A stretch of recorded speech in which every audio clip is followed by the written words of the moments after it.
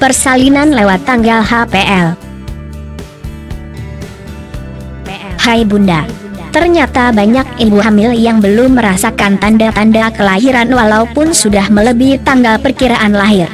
Pada umumnya kehamilan akan berlangsung sekitar 38 sampai 41 minggu. Sedangkan kehamilan lewat bulan biasanya berlangsung di atas 42 minggu.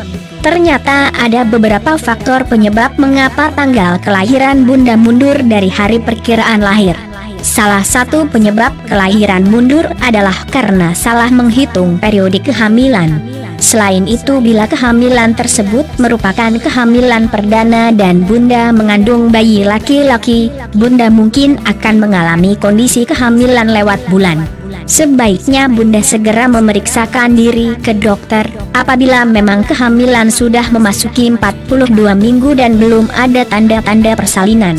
Dokter umumnya akan memeriksa kondisi plasenta, kesehatan janin dan jumlah air ketuban, serta detak jantung bayi.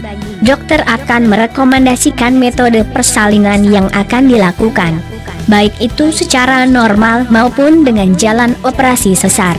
Jika akan melakukan persalinan normal, umumnya dokter akan melakukan induksi dengan obat-obatan atau cara tertentu. Namun bila induksi gagal atau mengalami kondisi gawat janin dan ukuran bayi terlalu besar, maka dokter akan segera merekomendasikan persalinan dengan operasi sesar.